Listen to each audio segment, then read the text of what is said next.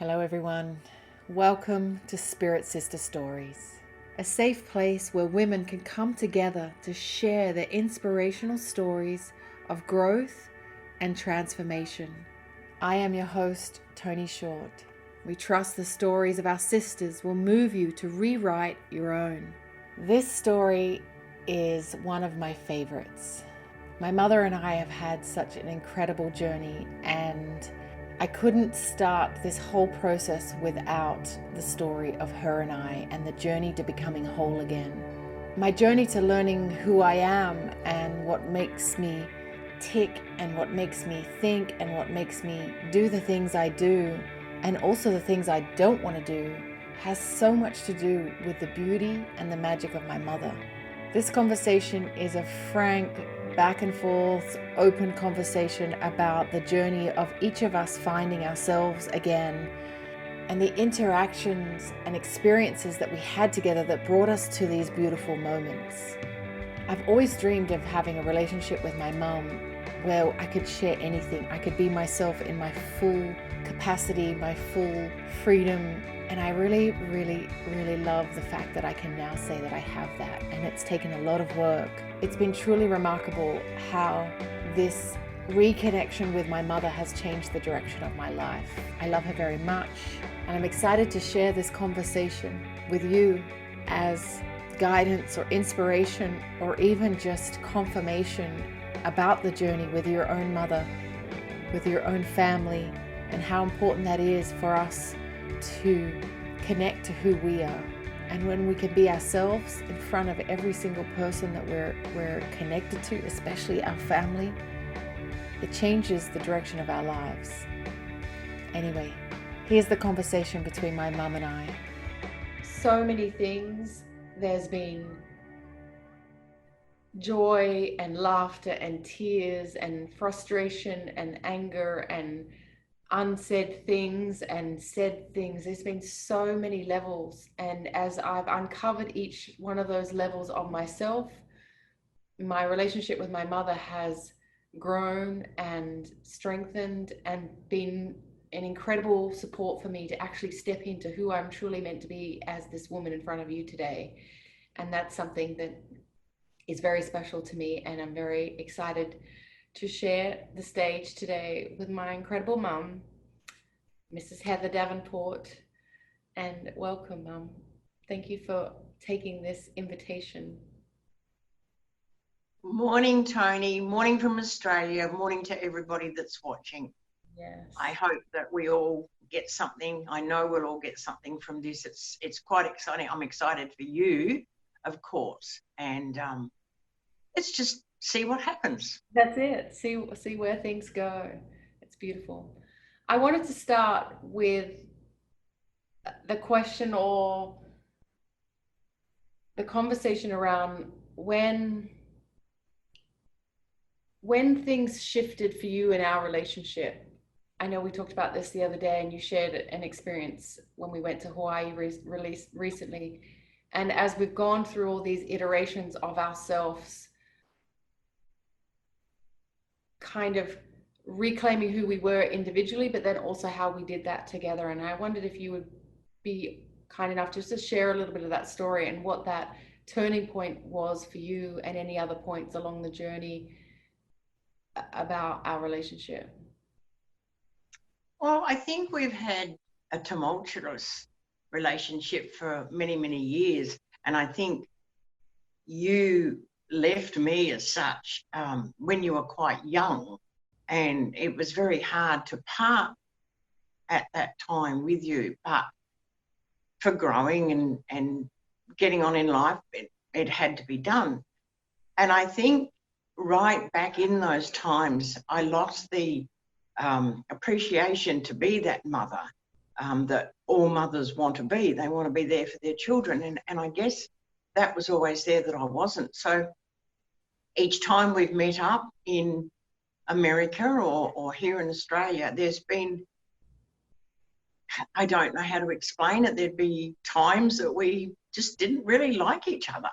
And we just saw faults in each other, and it probably wasn't very pleasant for either of us. But I think the time that really changed me is I had changed a little bit over the last few months, few years in finding a spiritual way of life. But I think the main thing for me was when we were in Hawaii, and it was Christmas Eve, actually. We were sitting having dinner, and an incident happened, and you basically turned around to me and you said, I don't want to be mothered. And me, being the person I am, took it as you don't want a mother. So that was really very, very hard to me to hear. So I reacted badly. And anyway, Christmas Day, we went on our bit of a way, and we had a little bit of a trip. And again, we sort of said things to each other that we didn't really want. And then eventually I just thought, I don't want this. This is not what I want. I want to be with you. So I realized then I had to change my attitude and let things go, let myself go. I could see that you had become a woman. You weren't my little girl anymore. And you had become a woman, and your own woman. So you wanted me to help you and along the way. And that was the turning point, was the fact that I realized that this could be a great relationship because we could do things differently. So that's basically when I found it. Yes. You said something about being my own woman.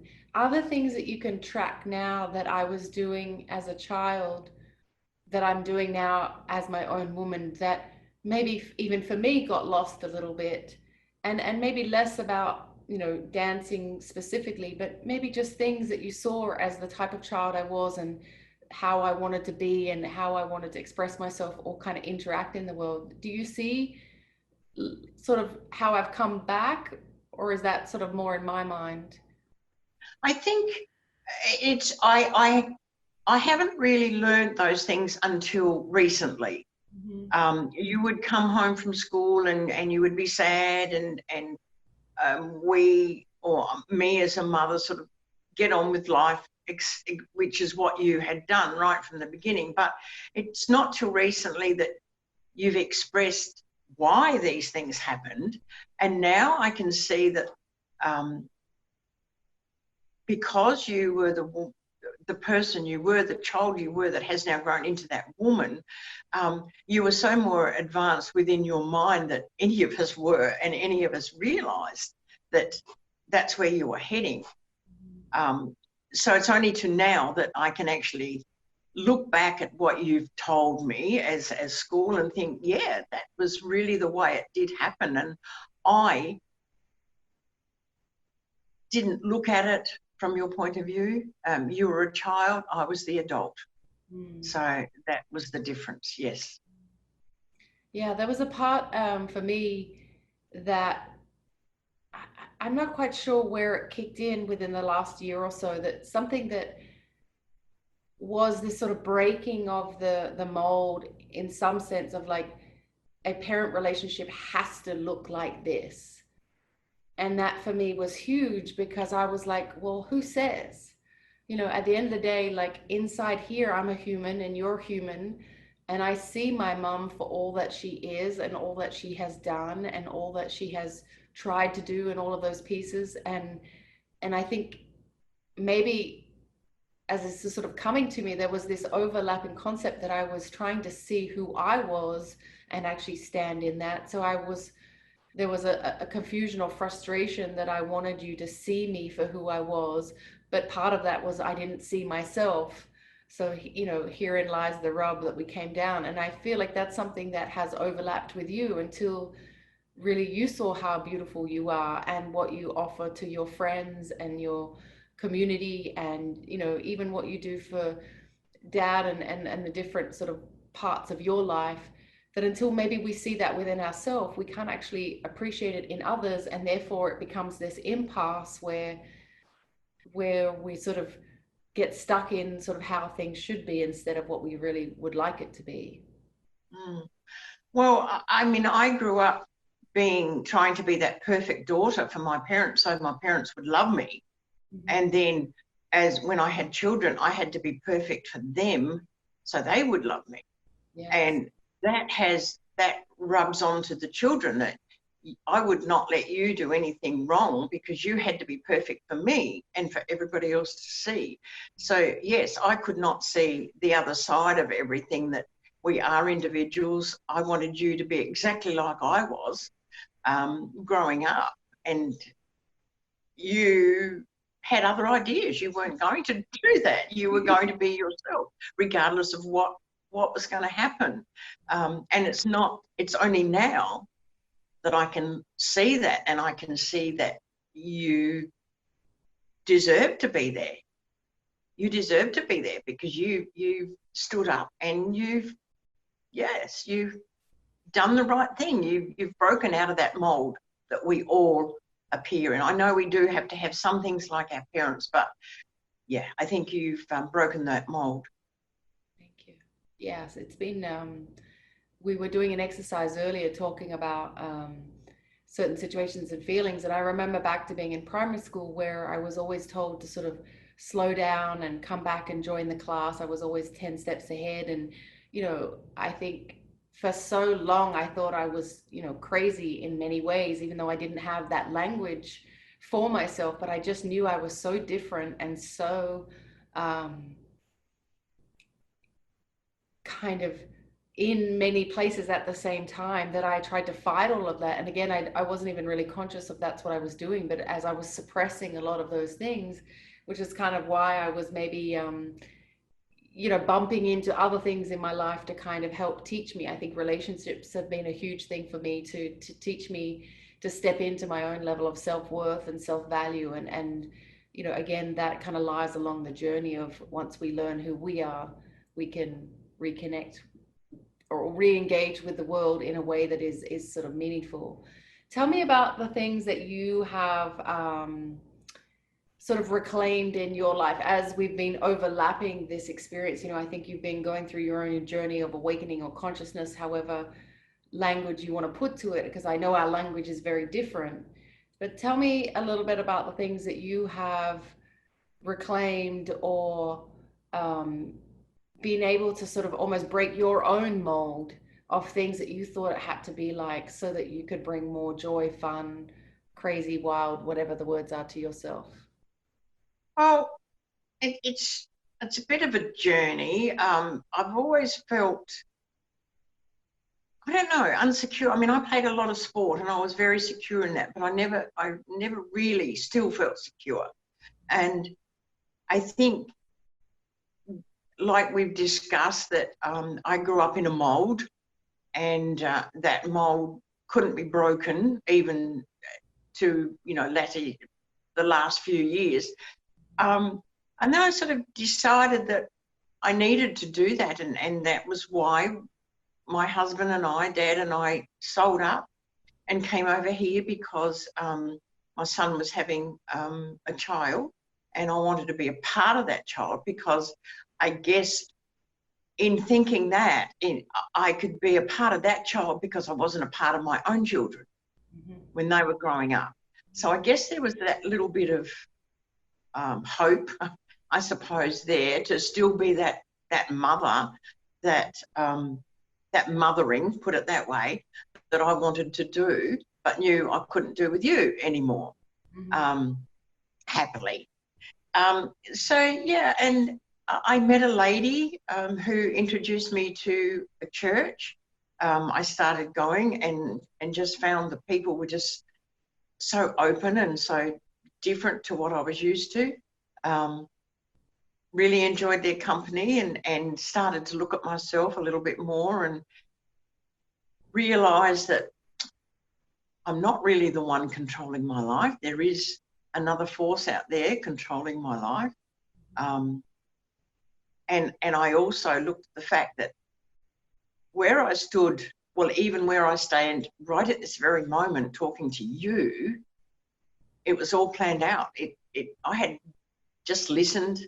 Along the way, I'd taken a lot of different tracks that I shouldn't have gone down, but whatever decision I'd made, wrong or right, led me to sitting here talking to you today. Yes. And I think it's just being settled now.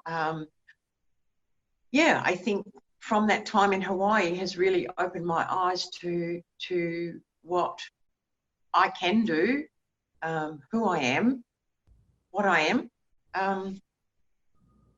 Yes, that's about it.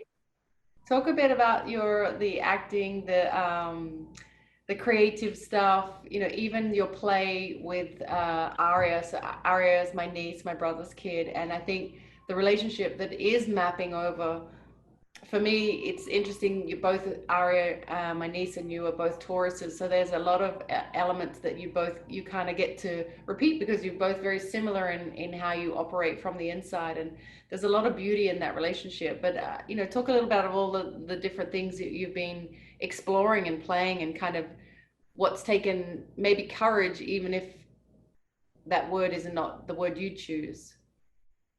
Well, it comes back to when we were in Hawaii, and then we came eventually back to New York, and I had planned in my head that I was going to do this and I was going to do something else, and I was going to do things that I wanted to do. But you had a life planned out for me. And it was a life that I didn't realise that I really loved. And I finished up going to watch you do ballet, which you hadn't done for so many years. And that was such a thrill. I heard you sing. I watched you sing in a studio. And that was just mind-boggling because my mum used to sing, my brother sings, and I can't sing. And there you were singing. And then we started going to these acting classes, and that was the awakening. That I thought back to when I was 10, 11 years of age, and I've always loved movies and film stars and the way they do things and the acting that goes on within a film. And I've always said right through my life, I've always been a good actress because I've been able to act right through my whole life, even though I'm not knowing I'm doing it. But I just enjoyed it so much that I guess I could drop that feeling of having to be perfect and having to screw up my face or having to make a noise, no noise, or a noise, or I could just be, I guess in a way, I could just be myself. I didn't have to put on a face for anybody, even though I was acting. I could still have the feeling come through me, and it really awakened something in me. I also had a chance to. I've always wanted to be a school teacher from when I was in grade 1. Never ever had the opportunity. I went back to school when I was 65, went back to a classroom and did a course and absolutely loved it. And that, again, awakened something in me. And when I came here to Perth to live, I was given the opportunity to go to a school which is for teenagers who are not able to fit into the normal school curriculum, whether be it their fault or parents or whatever the reason may be. I hadn't filled in the forms because I just felt the time wasn't right. Again, whilst I was over with you in New York, you said to me, Mum, you must fill in those forms. So I came home, I filled them in, and I was accepted to come to this school. It's only a volunteer position, but it's like a teacher. I'm in a classroom. I've got teenagers around me. They call me Heather. They tease me. They give me fun. It is just so mind-boggling. I just absolutely adore it. And I hope to be there for a long, long time. I hope to see some of these children graduate. They can go on to a bigger school later on. It's just, I love it. Yeah. I think the other thing is too that I saw an advertisement for acting school. And I looked at it and I thought, oh, I really, really, really want to do that. And I thought, I'm going to apply. They had free lessons, and I thought, yes, that's what I want to do. So I applied and I got accepted. And that comes up on this Saturday. So I am so excited, Toni, to be able to let you know what it's like. Yeah. So that's about where I'm up to now. I've been painting. I've been, Aria and I get out the back and we do our own paintings, and they're nothing, but it doesn't matter. I've also learnt one really good thing that I have learnt from my little granddaughter, who's only 4, is the fact that I don't have to get dressed up. I don't have to put makeup on. I don't have to look good. She sleeps overnight and she comes in and wakes her nana up and hops into bed. She's seen me as my real self. And I think that's probably one of the greatest lessons I've had, that it doesn't matter to some people what I look like. Yes. So that's really quite beautiful. Yeah. We do. I am doing the teaching. I'm teaching Aria. I've been teaching her to read and write since she was 6 months old, and but we have so much fun and we laugh, and I do the most ridiculous things with her. If anybody saw me, they'd think I was mad, but I am absolutely loving it. I'm not a nana who spoils her in a sense. I'm a nana who teaches her more than anything. We do cooking together and we do dishes together, and she helps me make the bed. We do things together that I've probably never done with you, Toni, and it's quite sad because I don't think you really know how to make a bed properly yet. Well, I don't know about make a bed, but you did tell me recently to take the sheet out from under the duvet, and that has changed my sleeping. So, you know, Lovely. I think it's actually, I mean, it's just on so many levels so beautiful to hear you just speak freely about your journey, and to also know that I wouldn't be the woman I am today without the practicality, the ability to feed myself, the ability to organize myself, the ability to prepare things for myself in so many different ways that I know absolutely came from you. Like, I watched you, I learned from you, and I think there's a lot of beauty now that you are getting to do that with Aria. And at the same time, there's a different lens, you know, there's just pure joy. It's all complete freedom of being each other, and whilst you're still her guardian, to sort of hold her through it, it's very special to watch you, and to be party to that, knowing that we are collectively as a family, as a village, you know, raising this granddaughter and getting to sort of iron out all of the things that we all went through. You know, I think that you know, it's very, very special to watch and to see you step into that role, and really just to play. And I think about the you know, the lessons and sort of almost the learnings that we're ironing out with each other. You know, I really commend you on all of the bravery. I think one of the biggest memories I have, or sort of like the over encompassing experience I have with you in this last few years, is just this bravery, this no matter what. It's kind of like, you know, as the Taurus in the sort of the bull element, there's like, at one point you turned up no matter what and you still went at what you want, but then it's softened and shifted to you turned up every day with this vulnerability and this level of willingness to be humbled in the relationship of us trying to work it out. And I think that's one of the biggest things I remember from Hawaii, in the fact that no matter what happened, you turned up every day and you still tried something, and you tried something new. And then we went to the acting and things. It was like you literally turned up like a kid every single time, and were able to relive all those parts of yourself that never got to do that, but also then got to bring that for yourself. And I think that that's really beautiful, and you should be really proud of yourself. I think also in extending that the fact that I'm still learning, and I'm learning from you. Yeah. And I think this is the greatest thing in the world, that if you don't learn something every day, a day is wasted. Yeah. And I'm learning so much from you. And that was what I did learn in Hawaii, was that we can be close. You don't have to do exactly what I want, and I don't have to do exactly what you want. If we choose to do it, that is fantastic.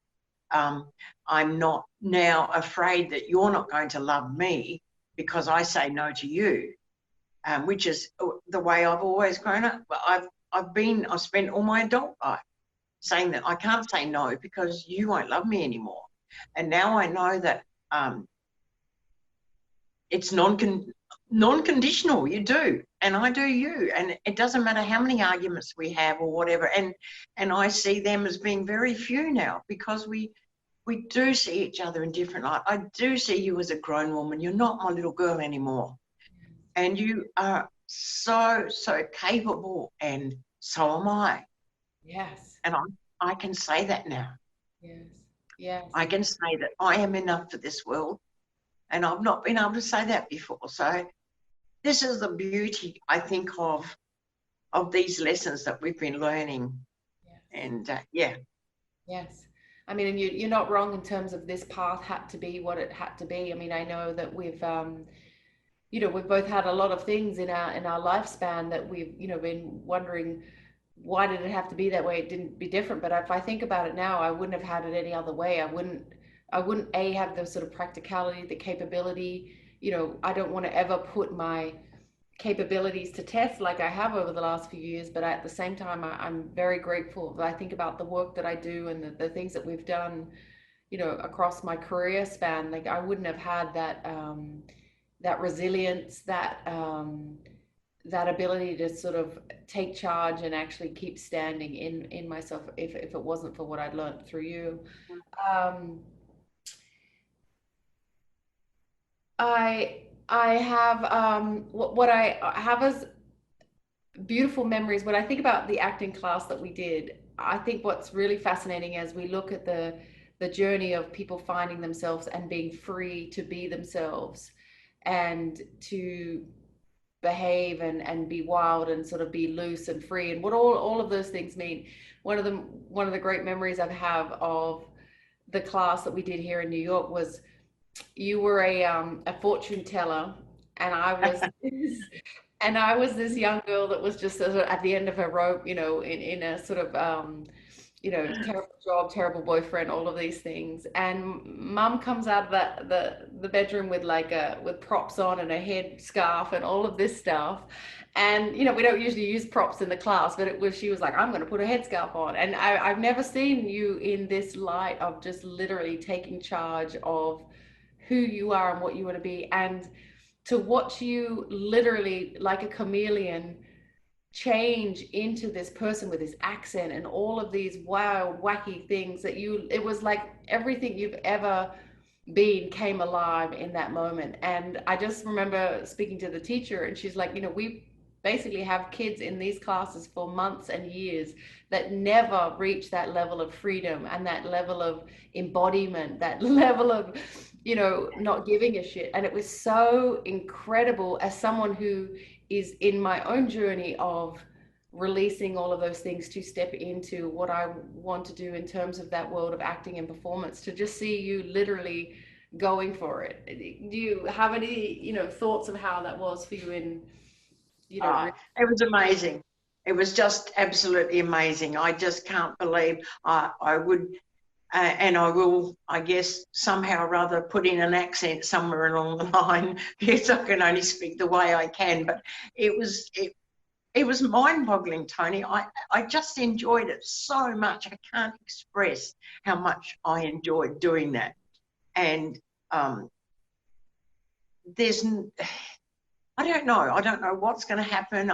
None of us do, but I know that I've done it. I've so much enjoyed it. Who knows what's down the track for us to do and to express. And yeah, it was a great time, and there will be more. I know there will be more. If you could take away all of the money, all of the flights, all the whatever needed to do, what in the world would you do right now that would be different? Or not even about difference, just like, you know, you're a beautiful and fit and energetic lady with a lot of years ahead of you. Like what things are you manifesting for the future to be part of the life that you want? Well, I suppose really I don't try to look too much into the future because nobody knows what can happen. But I think if anything happened here in Australia, I'd be on the first plane to New York. And that I love the place. Yes. I love what it offers. I love the people there. Of course, you're there. But I try not to look too much into the future. I know we have thoughts. I know people and everybody has thoughts on what they'd like to do. I'd like to be around when Aria reaches teenage years. I don't really look too much into the future. At my age, you can't really afford to. Fair enough. And maybe as we head towards its, we can wrap up with the last question. If you were to give Aria advice, if you were able to have a conversation with Aria as you are with me today, what would you share with her of how, you know, she could engage in her life and her life's journey in a different way that you maybe wish that your grandmother or your mother had have shared with you? I think showing love is one of the greatest things. I think if she can show love to everybody, grow up loving people for who they are and what they are, not what everybody thinks they should be, would be the start. I think to keep her own personality and to do what she feels in her heart she needs to do, and not, I know when you're young, we have to teach them discipline and to share and to do things like that. That is a necessity for life. But I think as she grows up, just to teach her to let go, to be herself, to enjoy facial expressions and enjoy laughter and cry and not be brave all the time and not to let anybody see you cry, which is what I've done for years. And it's only really since you teaching me that we cry quite often, and they're happy tears, you know. So yeah, just to not be a peg in a hole, put it that way. Yeah, it's beautiful. Yeah. I think there's something very special around giving people the space to learn who they are at a young age, to kind of like test and stretch and you know, and all of those feelings so that they can come back and sort of keep that anchoring self. So as she goes through life, she has that, you know, really clear understanding of who she is. Yeah, I do. Like I said, I think everybody needs discipline. We as a society, even in our age, we need discipline. You know, we're not to walk across the road if the cars are coming. And I think children still need to have that sort of thing. But as far as everything else, I think, and having this little talk today, I think has shown me that I can let her have a little bit more. Not disciplined, the other way. I can let her express herself a little bit more and than trying to perhaps hold it back, like you do when you're a mother, you know. But she's such a lovely child to take out. I'm happy to take her out and everywhere.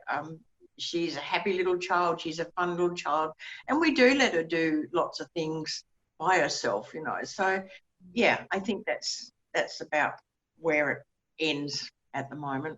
Yeah.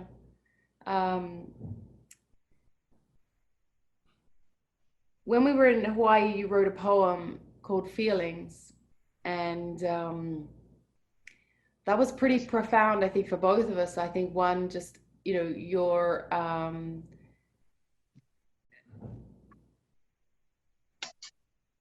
ability to express. Would Say you that. like me to read it? Oh, I would love that, please. I have it right here. Oh my gosh, yes, please. Feelings, feelings, feelings. Feelings are a funny thing. Sometimes we don't know what they will bring. With feelings, we can be happy or sad. Sometimes they can make you feel really mad. You can always know what you're doing. Then a tiny little word is said and your body is toing and froing. Down to a place where all the feelings are kept, in a place we put them when we have swept. Those feelings are jumbled into one day. One of them is needed in some way. Is it good to hide these feelings? Or should we bring them all out and give them a dealings? Sort them out, give them away. Do we want them or should we let them stay? I say keep them, and when in need, bring one out, but don't let it breed. Feelings are wonderful though, they make us sad, but that is the power and should not be bad. There is always a feeling, it is called love. We all have it and it fits us like a glove. They are the energy to work us healing. Sorry, I'm reading this down here. If we don't bring them out, who knows how we're feeling? Feelings, feelings, feelings. Amazing. That was life-changing for me, Mum, to hear you talk about those feelings. And as I was going through my own journey of knowing that I had so many feelings that for so many years I had stuffed down or not honored or not even understood. So to be able to have that moment where we connected to actually realize that I'm not my feelings. They are things that can go through me. And by expressing them, which is sort of what I've been following around this, the camp for sure in my everyday life of finding ways to express these feelings creatively and through different healing modalities. And that was really, one, a beautiful poem, and two, very courageous of you to even have that. The thing is with that poem, that was actually written on the plane because we'd had a bit of a few crosswords with each other. Mm-hmm. And this was actually written on the plane because I didn't know what my feelings should be. Wow. Whether they should be angry or whether they should be happy. I should be happy. I'm in a plane with my daughter, but we've had words. So that was how that poem came up, was the feelings that I was feeling. And so that it was only in I think it was Christmas morning you read that to me. Yes. Boxing Day morning. Yeah. Wow. Yeah. Very amazing. Thank you so much for sharing that today. And I love you to the moon and back. And I wouldn't be the woman I am today without you. And I wouldn't be the woman I am here sitting here without my daughter. So I think it's a joining of two. Yeah, it's beautiful. Thank you for having me on. Yes. And it's just, I wish everybody that's involved in this project all the best because they're all beautiful women. I've met a lot of them and they're all beautiful women. They all deserve their own congratulations for things, and I know that this will be good for all of them, and it will be a happier time. And perhaps when I come over, we can all get together. Yes. And that would be lovely. Yes. Yeah. To be able to meet. There's no question. Thank you, darling. You're a part of this in every possible way. When I was putting up the website and we had the Davenport emotional support, that was one of my favorite moments of just knowing that your ability to support me through this journey. It's interesting, everything that I didn't want is now what you're doing, but it's done in a different light. It's really incredible. Thank you. You're welcome. Thanks for joining us. Our purpose for Spirit Sister Stories is to create a safe space where every woman's voice is welcome. We invite you to share your story and be heard. And remember, keep shining your light. We'll see you soon.